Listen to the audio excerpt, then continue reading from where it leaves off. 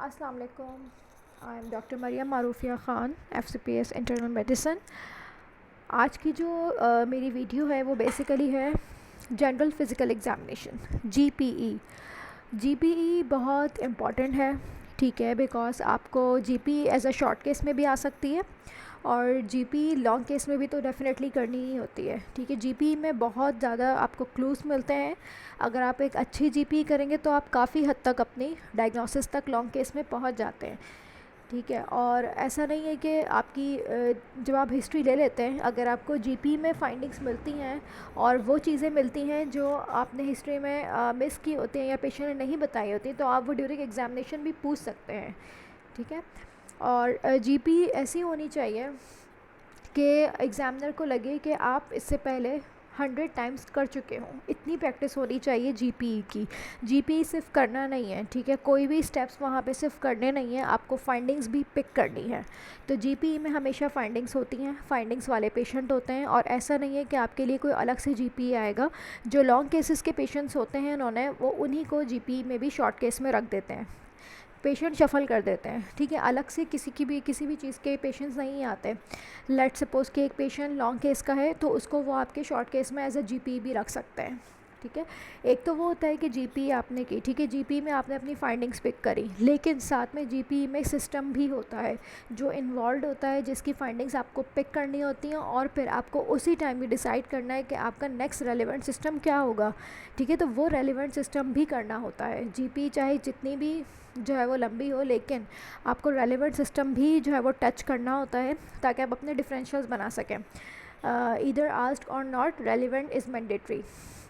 सो GPE की ऐसी practice करेंगे 3 मिनट्स में आपका GPE हो, ठीक है। उसके बाद 1 मिनट फॉर रेलिवेंट सिस्टम जिसको आपने अपना टच करना है, ठीक है।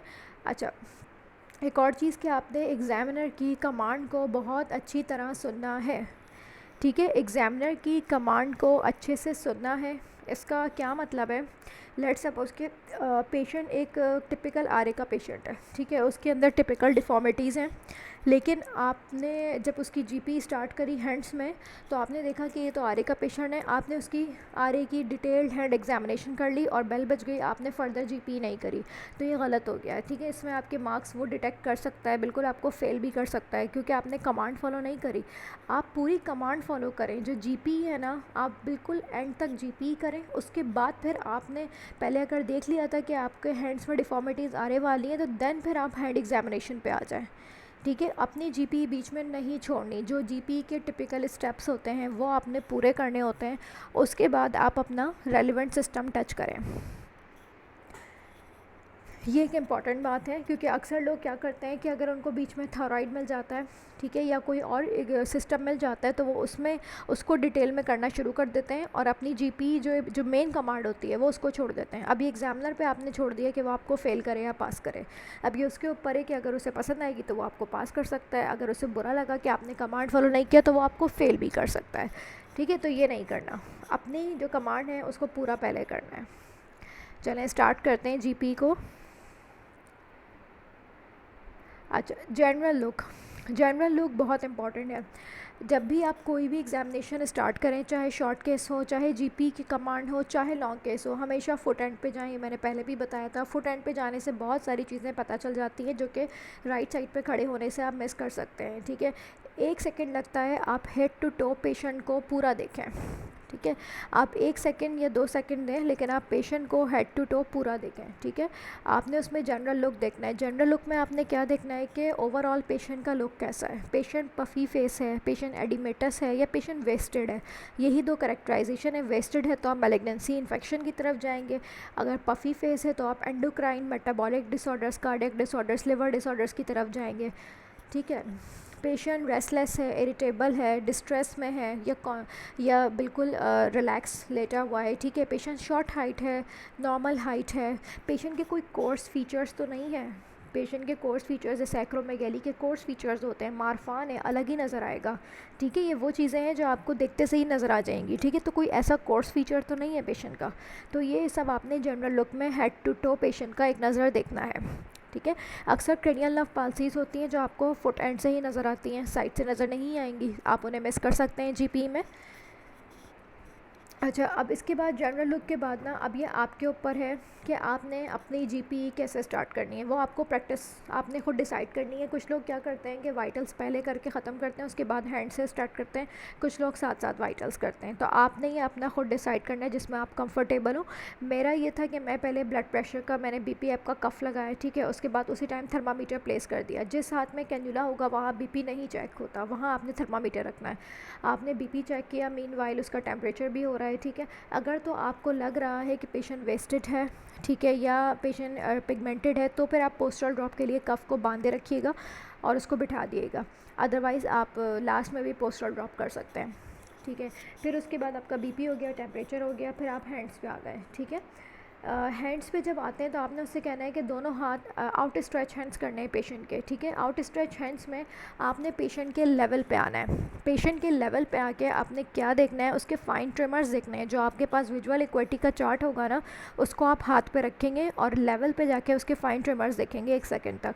उसके बाद आपने लेवल पे ही क्लबिंग देखनी है। अगर तो पेशेंट की ग्रॉस क्लबिंग होती है तो उसमें चेक करने की ज़रूरत नहीं है, लेकिन अगर पेशेंट की माइल्ड क्लबिंग है तो आप सिर्फ इंडेक्स फिंगर पे कार्ड रख के चेक कर सकते हैं, ठीक है। एक ही फिंगर पे रख के चेक कर सकते हैं, ठीक है। इसके अलावा फिर आपने हैंड्स में क्या देखना है, डॉर्सल सरफेस पे गटरिंग, ठीक है। डॉर्सल सरफेस पे नकल पिगमेंटेशंस, डॉर्सल सरफेस पे गटरिंग हो गई, पिगमेंटेशन हो गई, ग्रॉस डिफॉर्मिटीज़, जॉइंट डिफॉर्मिटीज़, ठीक है। एबनॉर्मल मूवमेंट्स, ऐसा तो नहीं है, अब नॉर्मल मूवमेंट्स तो नहीं है, जॉइंट डिफॉर्मिटीज़ तो नहीं है, कोई स्वेलिंग तो नहीं है, कोई गैंग्रीन अल्सर तो नहीं है, कोई एम्पुटेशन तो नहीं है।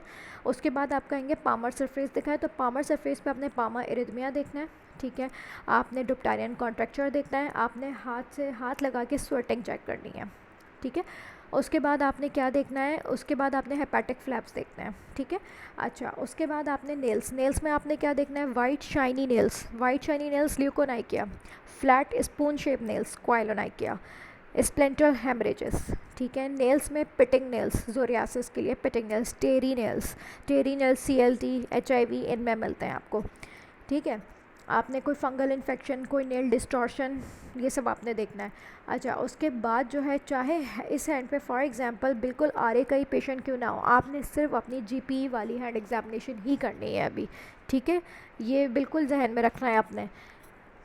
अच्छा, नेल्स आपने ये देख ली है, क्लबिंग हो गई, पिगमेंटेशन हो गई, हिप मूवमेंट्स हो गई, नेल्स हो गए, ठीक है। उसके बाद आपने डिप्टारियन कॉन्ट्रैक्चर वगैरह भी देख लिया। अच्छा, सबसे पहले एक चीज़ मैं भूल गई कि एक्सपोजर, ठीक है। GP की कमांड हो, एक्सपोजर आपने नीज तक, ठीक है। और अगर मेल पेशेंट है, कोऑपरेटिव है, यंग है, कोऑपरेट कर सकता है, तो बेहतर है GP में आप शर्ट रिमूव कराएं, क्योंकि बहुत सारी चीज़ें होती हैं, क्या पता बैक पे कोई पिगमेंटेशन हो, चेस्ट पे कोई पिगमेंटेशन हो, आप तो GP में शर्ट आपने उतारी नहीं और अब वो तो मिस हो सकती है। तो इसलिए अगर कोऑपरेटिव है, यंग है, तो आप एक दफ़ा कह दें कि मेल पेशेंट से कि अपनी शर्ट उतार दें। अगर फीमेल है तो आप शीट के साथ उसकी बैक और चेस्ट लाजमी एग्जामिन करें, ठीक है। अच्छा, और अगर नहीं उतारे तो आप एटलीस्ट एल्बोस तक उसकी स्लीव्स को जो है वो अनकवर करें, ठीक है। अच्छा, फिर आपने दोनों आर्म्स में अच्छा साइमल्टेनियस एग्जामिनेशन करनी होती है। ऐसा नहीं कि पहले एक हाथ देख रहे हैं फिर दूसरा देख रहे हैं, टाइम वेस्ट होता है। ऐसी प्रैक्टिस करें कि साइमल्टेनियस चलें, ठीक है। और याद भी रखनी है आपने, ठीक है। स्टेप्स नहीं, सिर्फ स्टेप्स नहीं करने, फाइंडिंग्स को पिक करना है और साथ साथ कोरिलेशन माइंड में चलती रहे। आर्म्स में आपने ब्रूसेस देखना है, कैन्युला किस हाथ में है, कोई फिस्चुला तो नहीं लगा हुआ, ठीक है। टैटू मार्क्स तो नहीं है, IV ड्रग एब्यूज़र के मार्क्स तो नहीं है, कोई स्कार मार्क्स तो नहीं है, स्कारिंग तो नहीं हुई भी, ठीक है। ये आपने आर्म्स में देखना है। उसके बाद आपने एक्सलाइन लेफ्ट नोट्स चेक करनी है। इसका सही तरीका वीडियो से देख के जाइएगा, अक्सर लोग गलत परफॉर्म करते हैं। इसके 6 ग्रुप्स होते हैं, 6 ग्रुप्स ही सारे चेक करने होते हैं। उसके बाद उसी टाइम शोल्डर पे प्रॉक्सिमल मसल वीकनेस भी चेक कर लें, ठीक है। अच्छा, उसके बाद आपने जो है वो पेशेंट का अगर दुपट्टा ओढ़ा हुआ है, फीमेल है, या कोई टोपी वोपी लगाई हुई है उसने, तो आपने उसको हटाना है, बोलना है कि मैं हटा रही हूँ। आपने वो हटा के पूरा स्कैल्प देखना है, डर्मेटाइटिस तो नहीं है, ठीक है। एलोपेशिया के लिए खासकर कोई कनेक्टिव टिश्यू में एलोपेशिया होता है, स्कारिंग होता है। ये जो अक्सर एग्जामिनर्स क्या करते हैं कि जो प्रोमिनेंट फाइंडिंग्स होती है ना, उसको मास्क कर देते हैं, कवर कर देते हैं। वो ये देखना चाहते हैं कि आपका माइंड कितना अटेंटिव है। आप उस चीज़ को हटा के देखते हैं, तो आप दुपट्टा या टोपी जो भी है उसको हटा के देखें, पूरा उसका हेड देखें, ठीक है। उसके बाद फेस देखें। फेस पे आपने क्या देखना है, अभी पेशेंट जो है वो आपका बैठा हुआ है, ठीक है। फेस पे आपने क्या देखना है, फेस पे आपने कनेक्टिव टिश्यू जैसी कोई प्रोमिनेंट पिगमेंटेशन हो, ठीक है। प्रोमिनेंट जो है वो टेम्पोरल लोब वेस्टिंग हो, ठीक है, loss of buccal fat pad है यानी कि वेस्टेड है, या फिर पफ़ी फेस है, पेरिऑर्बिटल पफीनेस है, बिल्कुल मून लाइक फेस है, ठीक है, या पफ़ी फेस है, ठीक है, टोसिस तो नहीं है आइस में, प्रोप्टोसिस तो नहीं है, एक्सोप्थेल्मस तो नहीं है, ठीक है। अच्छा, इसके अलावा फेस पे आपने और क्या देखना है, हिर्सुटिज़म देखना है, ठीक है। आइस में आपने क्या देखना है, आपने कहना है ऊपर देखे, ऊपर दिखेगा तो आपने नीचे लोअर आईलिड पे आपने आप पेल देखना है, ठीक है, एनीमिया के लिए। फिर आपने उससे कहना है कि नीचे देखे, जब वो नीचे देखेगा तो आपने उस पर अपर स्क्लेरा पे आपने जॉइंटिस देखना है, एक टेरस देखना है। उसके बाद प्यूपल्स की सिमेट्री आपने देखनी है, प्यूपल सिमेट्रिकल हो, ऐसा तो नहीं कि कोई न्यूरोलॉजिकल केस हो और आप मिस कर दें उसे, प्यूपल सिमेट्री हो, प्यूपल्स का साइज़ ठीक हो, ठीक है, प्यूपल्स का साइज़ ठीक हो, प्यूपल्स की सिमेट्री हो, कोई डिस्टॉर्शन नहीं हो। अक्सर जो ओल्ड एज या मिडिल एज पेशेंट होते हैं उनको कैटरेक्ट होता है, ठीक है, उनका ऑपरेटेड लेंस होता है, तो ये आपको सब उसी में पता चलेगा। फिर आपने डायरेक्ट लाइट रिफ्लेक्स चेक करना है, ठीक है, ये आपने आइस में देखना है। उसके बाद ओरल हाइजीन बहुत इंपॉर्टेंट है, oral ulcers, candidiasis, dental hygiene, dental staining, dental caries, ठीक है। अगर एनीमिया का कोई केस बन रहा है तो एंगुलर स्टोमेटाइटिस हो गया, एंगुलर किलियोसिस हो गया, रेड बीफी टंग हो गई, ठीक है, लार्ज टंग हो गई, और एडिसन्स की पिगमेंटेशन या HIV वाली पिगमेंटेशंस हो गई, ये सारी ओरल कैविटी बहुत इंपॉर्टेंट है। अगर कनेक्टिव टिश्यू का केस है तो मेलार रैश हो गया, पकरिंग ऑफ लिप्स हो गई, ठीक है, ये सारी चीज़ें इसमें इंपॉर्टेंट हो गई। अच्छा, इसके बाद आप नेक पे आएंगे तो आपने पूरे बैक पे जाके जो है ना बैक से बैक पे भी देखना है, कैंथोसिस नाइग्रिकन का रैश देखना है, ठीक है। उसके बाद आपने जो है अगर तो इसमें इस पेशेंट में आपको थायराइड स्वेलिंग नहीं लग रही यानी कि नॉर्मल थायराइड लग रहा है तो आप पेशेंट से कहें कि भाई पानी पी के दिखाओ। एक दफ़ा फ्रंट से आपने देखा, फिर आपने कहना है कि अपनी बैक मेरी तरफ करो, और फिर पीछे से आपने उसका थायराइड पैल्पेट करना है, ठीक है। थायराइड पैल्पेट करने के बाद उसी टाइम आपने सर्वाइकल लिम्फ नोड्स करनी है सारी, सब मैंटिबुलर, सब mental, anterior, posterior, all groups आपने यहाँ पैल्पेट कर लिए, ठीक है। उसी टाइम जब पेशेंट बैठा हुआ है आपने एक दफ़ा उसकी स्पाइनल कॉर्ड जो है उसको प्रेस करके टेंडरनेस देखनी है कि कहीं दर्द तो नहीं हो रहा आपका। और उसी टाइम अगर पेशेंट ने शर्ट उतारने से मना किया हो या शर्ट रिमूव भी हो तो आपने एक नज़र बैक को देखना है कि बैक पे कोई पिगमेंटेशन हो, बैक पे कोई भी गिबस, स्वेलिंग, एनीथिंग, ठीक है। और सैकुलर एडीमा के लिए प्रेस करके देखना है आपने लोअर एंड पे, उसी टाइम करना है, क्योंकि बार बार पेशेंट को उठाना बिठाने से भी टाइम वेस्ट होता है और पेशेंट भी चिढ़ जाता है, तो आपने एक ही साथ करना है। उसके बाद आप पेशेंट को कहेंगे भाई लेट जाओ। पेशेंट जब 45 पे उसको लिटा के उसका जीवीपी देख लें, ठीक है। अगर तो जीवीपी आपको डाउटफुल लग रहा है तो आप उसका हेपेटोजुगुलर रिफ्लेक्स करें, अदरवाइज़ उसकी ज़रूरत भी नहीं होती। अगर बिल्कुल नॉर्मल है तो ज़रूरत नहीं है, आप एक हाथ रख के देख लें। हाँ, अगर पफ़ी फेस है, एडिमेटस है, आपको लग रहा है कि पेशेंट ओवरलोड वाले फीचर्स हैं तो फिर तो आप उसका जीवीपी प्रॉपर करेंगे, जिसमें हेपेटोजुगुलर भी करें, लिटा के और बिठा कर भी देखें, ठीक है। अच्छा, उसके बाद आपने पेशेंट को लिटा दिया, ठीक है। इनकॉइनल लिम्फ नोड्स देखे, वर्टिकल एंड हॉरिजॉन्टल ग्रुप। उसके बाद आप उसकी लेग्स पे आ गए। लेग्स पे आपने देखने हैं साइंस ऑफ पेरिफेरल न्यूरोपैथी तो नहीं है, मतलब लॉस ऑफ डिस्टल हेयर्स, ठीक है, एट्रोफिक स्किन हो, ठीक है, कोई पिगमेंटेशन, डायबिटिक शिन स्पॉट्स, बहुत इंपॉर्टेंट। अगर आपको कोई पिगमेंटेशन समझ में नहीं आ रही है कि क्या पिगमेंटेशन है तो फिर जो है वो आप क्या करें, डायबिटिक शिन स्पॉट्स हो सकता है उसको, ठीक है, वो डायबिटिक शिन स्पॉट्स में आते हैं जो कहीं भी फिट नहीं हो रहे होते हैं। उसके बाद आपने हेमाटोस, क्लॉटोस देखने हैं, ठीक है, डॉर्सल गटरिंग देखनी है, ठीक है। जब आप फुट एंड पे होंगे तो आपने सोल भी देखना है, सोल और इंटर डिजिट्स में कोई अल्सर तो नहीं है, नेल डिस्ट्रोफीज तो नहीं है, डायबिटिक के साइंस हैं ये सारे, कोई गैंग्रीन, एम्पुटेशन, एनीथिंग, ठीक है। ये आप, और पीडल एडीमा के लिए आपने मीडियल मेरुलस पे प्रेस करके देखना है, बाय दोनों साइमल्टेनियसली। अच्छा, उसके बाद जब आप एक चीज़ मैंने स्किप कर दी कि बीपी और टेम्परेचर के बाद जब आपने हेड एग्जामिनेशन किया था ना तो उसके बाद आपको आर्म से पहले पल्स पे हाथ रखना था। पल्स पे हाथ रख के आपने क्या देखना है, पल्स का रेट कैसा है, ठीक है, रिदम कैसा है और वॉल्यूम कैसा है, 3 चीज़ों पे कमेंट करना होता है। रेगुलर है, नॉर्मल रेट है, हाँ, ब्रेडी कार्डियक है, टकी कार्डियक है, इरेगुलर है, रेगुलर है, गुड वॉल्यूम और लो वॉल्यूम है, क्योंकि आपको फिर इसी से ही कोरिलेट करना होगा। अगर पेशेंट को आप एनीमिया बना रहे हैं तो 3D रैपिड पल्स होगी, अगर पेशेंट को थायराइड डिसऑर्डर्स में लेके जा रहे हैं, हाइपोथायराइडिज्म में, तो ब्रेडी कार्डिया, मतलब कोरिलेशन इंपॉर्टेंट है। और उसी टाइम अगर आप पेशेंट का रेस्पिरेटरी रेट भी 15 सेकेंड्स में काउंट करें, ठीक है। अच्छा, यहाँ तक तो हो गई आपकी जीपी, ठीक है, ये हो गई आपकी जीपी। अगर आपको लगता है कि पेशेंट पिगमेंटेड है, थिन है, वेस्टेड है तो फिर आप इस टाइम पे इसका पोस्टर ड्रॉप कर सकते हैं, ठीक है। अदरवाइज़ जो है वो अब आपने इस जीपी में अपनी फाइंडिंग्स को पिक करना है, ठीक है। अब इस जीपी में अपनी फाइंडिंग्स को आपने पिक करना है, ठीक है। और इस फाइंडिंग्स को पिक करके आपने अपना रेलिवेंट सिस्टम जो है वो 1 मिनट के अंदर करना है। अब जीपी में कुछ भी आ सकता है, ठीक है, जीपी में कुछ भी आ सकता है। मैंने कुछ टॉपिक्स यहाँ पे लिखे हैं, जैसे कि थायराइड। जीपी में आपको हाइपरथायराइड भी आ सकता है, आपको हाइपोथायराइड भी मिल सकता है। अब यहाँ पे अगर लेट सपोज जब आप नेक पे गए थे और आपको नेक पे थायराइड की स्वेलिंग मिलती है, आपको ग्वाइटर मिलता है, ठीक है, या आपको लुक वाइज पेशेंट का हाइपर या हाइपोथायराइडिज्म आप सस्पेक्ट करते हैं, तो फिर आप इसमें ये कर सकते हैं कि नेक एग्जामिनेशन को उस टाइम स्किप करके आप पूरी जीपी करें और उसके बाद फिर नेक एग्जामिनेशन डिटेल कर लें, ठीक है।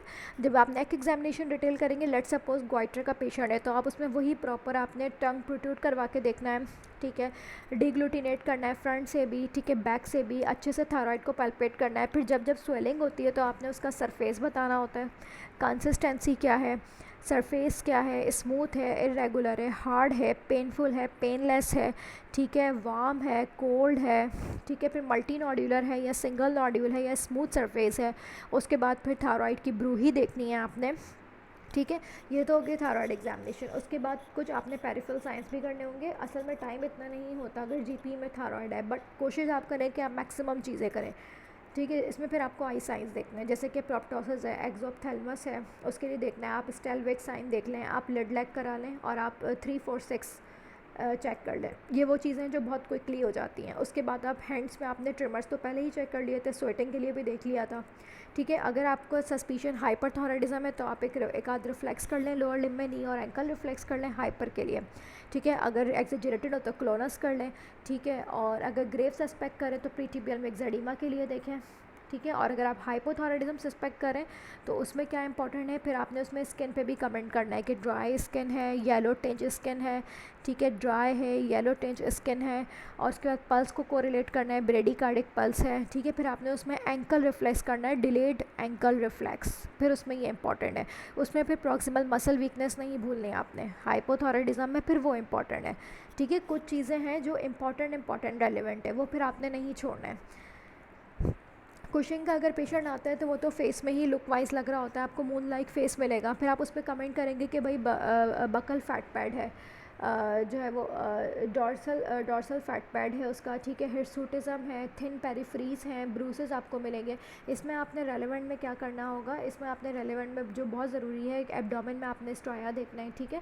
फिर आपने कॉज देखना है, कुशिंग क्यों हुआ है इस पेशेंट को, कौन सी कंडीशंस होती हैं जिनमें कुशिंग हो सकता है। या तो पेशेंट को कनेक्टिव टिश्यू डिसऑर्डर्स हो, उसका आपको क्लू मिल जाएगा, जनरल लुक में आपको जीपी में ही मिल जाएगा उसका क्लू। या तो जॉइंट प्रॉब्लम होगी, जब आप हैंड एग्जामिनेशन करेंगे तो आप जॉइंट प्रॉब्लम के लिए देखेंगे, फेस पे आपको फीचर्स मिल जाएंगे कनेक्टिव टिश्यू के। या फिर लंग पैथोलॉजी होती है, आईएलडी हो गया, एजमा, सीओपीडी हो गया, तो इसके लिए आपने फिर चेस्ट ऑस्कल्टेशन करनी है, ये इंपॉर्टेंट है। आप बेशक स्टेथ ही रखें चेस्ट पे, तो एग्जामिनर को क्लिक हो जाएगा कि आप क्यों देखना चाह रहे हैं, आप कॉज को देखना चाह रहे हैं कुशिंग के, ठीक है। तो यही चीज़ें होती हैं कि कुशिंग के लिए चेस्ट को आपने देखना है, करेक्टिव टिश्यू डिसऑर्डर को देखना है।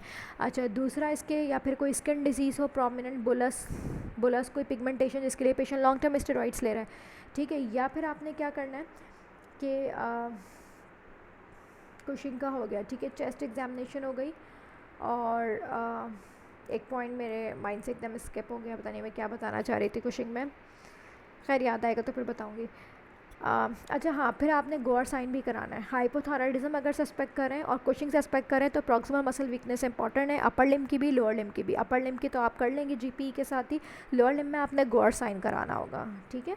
अच्छा, मैंने बताया था कि चेस्ट ऑस्कल्टेशन करनी है, ठीक है। और कॉज के लिए हाँ, और अगर लेट सपोज कुशिंग डिजीज़ है पेशेंट को, तो कुशिंग डिजीज़ के लिए पेरीमेट्री भी करनी होती है फिर, ठीक है, कि मैक्रो या माइक्रो एडिनोमास के लिए आपको पेरीमेट्री करनी होगी।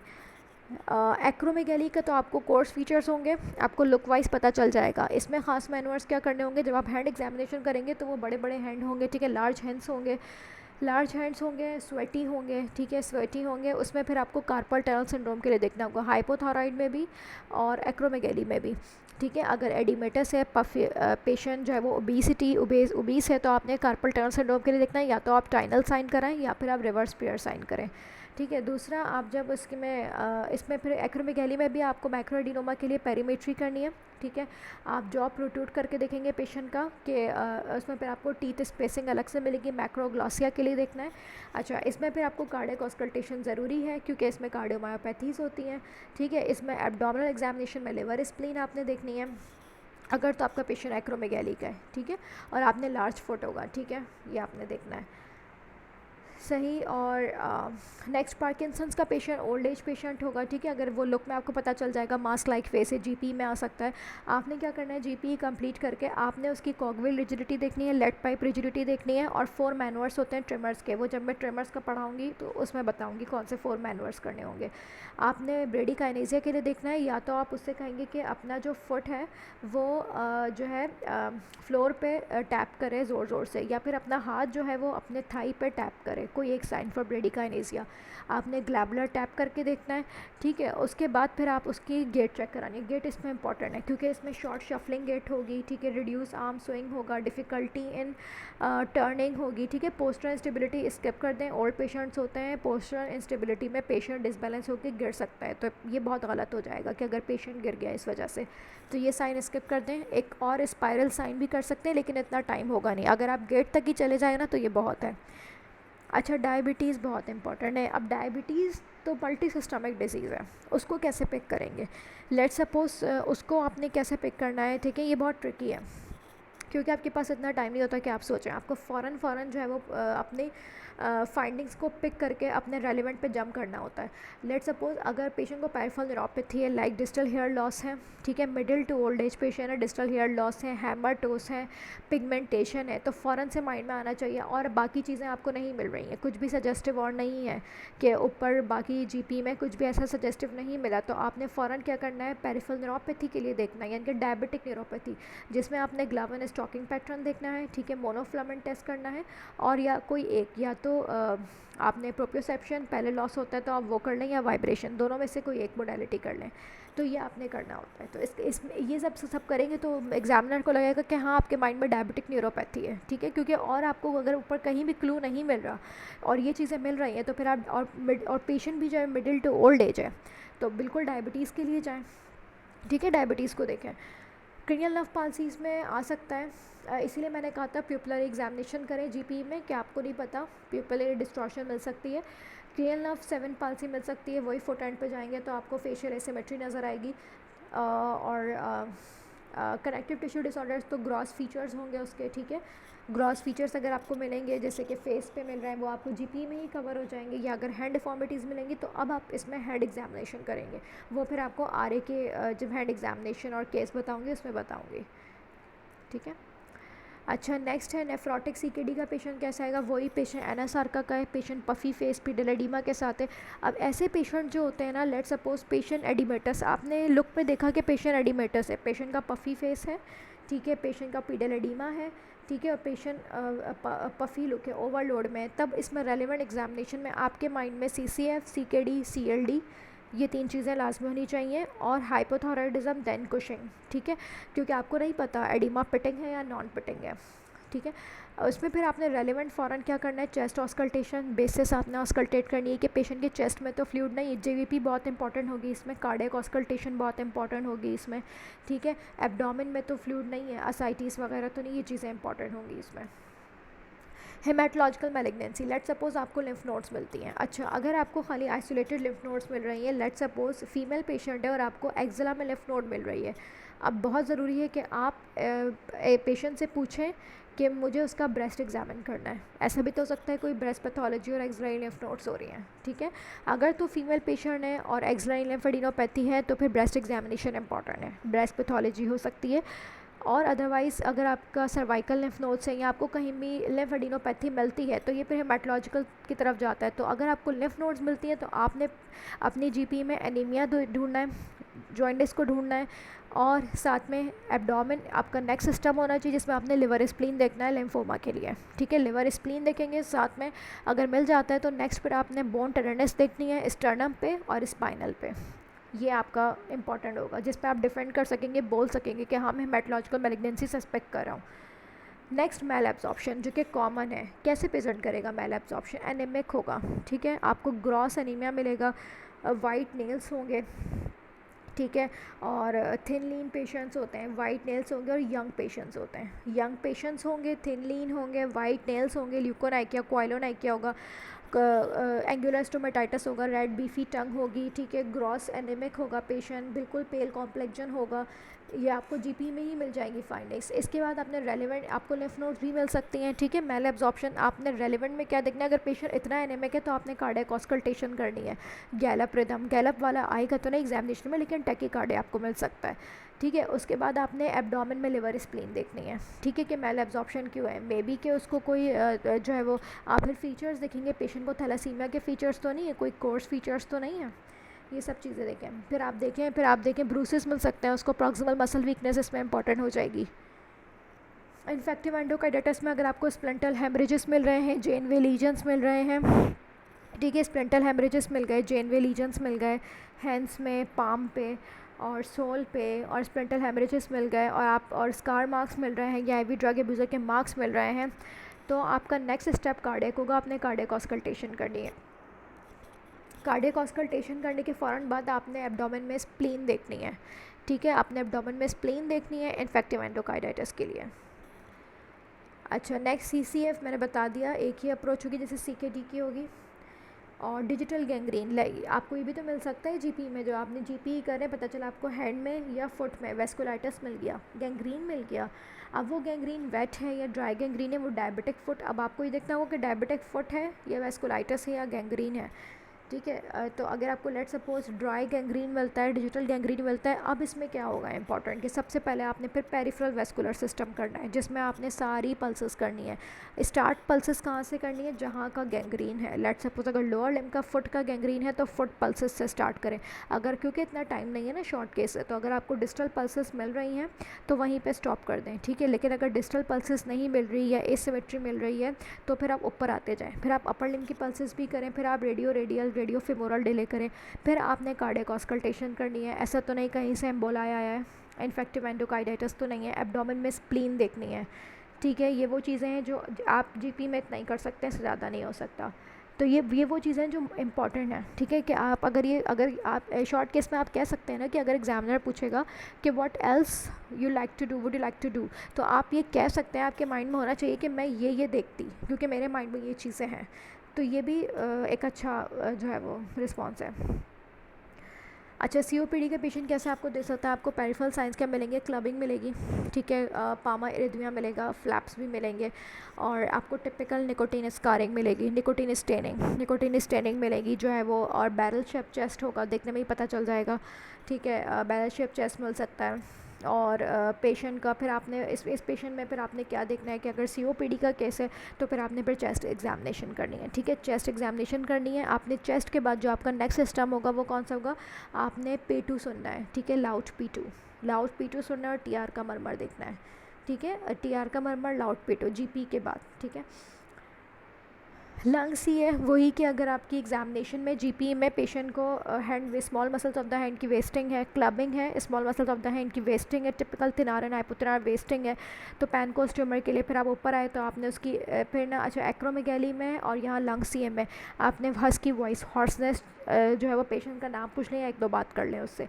उसके बाद आपने हॉर्नर सिंड्रोम के लिए देखना है, ठीक है, हॉर्नर सिंड्रोम के लिए देखना है। उसके बाद आपने गायनिकोमेस्ट्रिया देखना होगा इसमें, अगर तो लंग्स ही आपका माइंड उस तरफ जा रहा है, ओल्ड पेशेंट है, तो एक्स्ट्रा चीज़ों में गायनिकोमेस्ट्रिया देखना है, फिर वही लंग एग्जामिनेशन करनी है। मारफान सिंड्रोम मेरा शॉर्ट केस था, ठीक है, जिसमें मुझे कहा गया था कि look at the patient and do the relevant examination. अच्छा, अब मुझे तो ये कमांड थी कि look at the patient and do relevant, तो मैंने मारफान की ही एग्जामिनेशन की थी, बट ये मारफान का पेशेंट जो है ना वो जीपी में भी आ सकता है।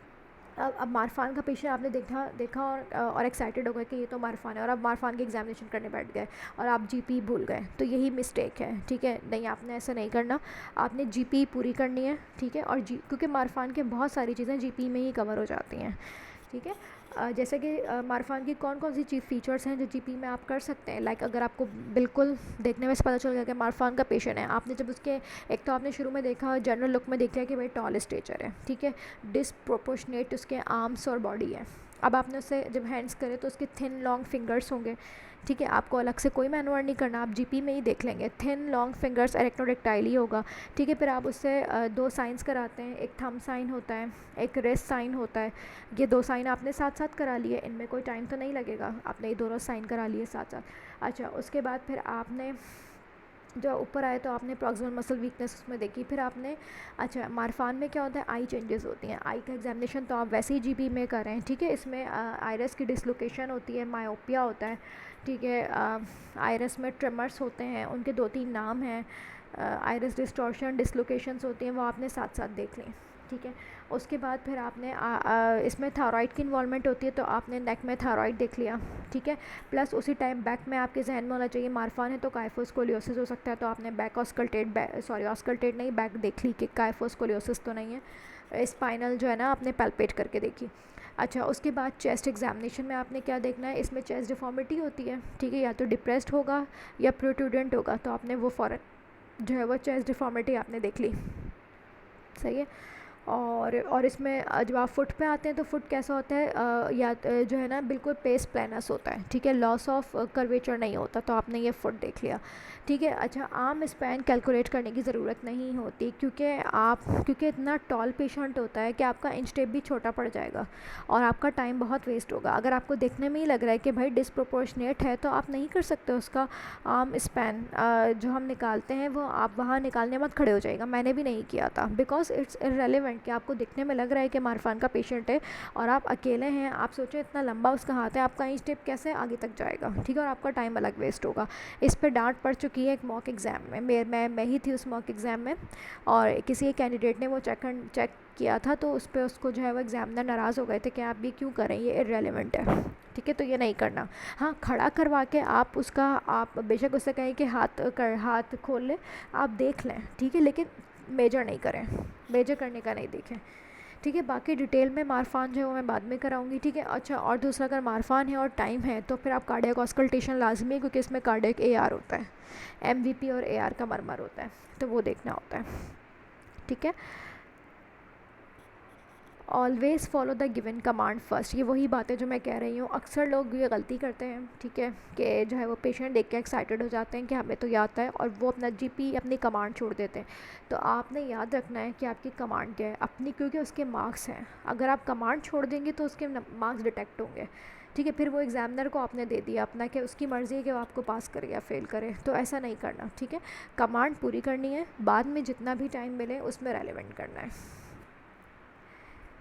Okay thank you. जिन लोगों ने मेरा चैनल सब्सक्राइब नहीं किया वो काइंडली सब्सक्राइब करें ताकि उनको अपडेट्स मिलती रहें, और अपना फ़ीडबैक भी दीजिए। बहुत सारे लोगों ने फ़ीडबैक दिया है, मुझे खुशी हुई कि आप लोगों को समझ आ रही हैं और पसंद आ रही हैं, और यही मेरी कोशिश है कि इट्स नॉट दैट डिफ़िकल्ट और टिपिकल एग्ज़ाम, लेकिन एक हाइप होती है और हमारी मिस्टेक्स होती हैं जिन्हें कोई गाइड नहीं करता, जो लोग खुद ही अटैम्प्ट्स दे दे के सीख रहे होते हैं।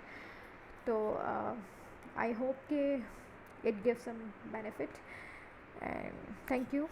अल्लाह हाफ़िज़।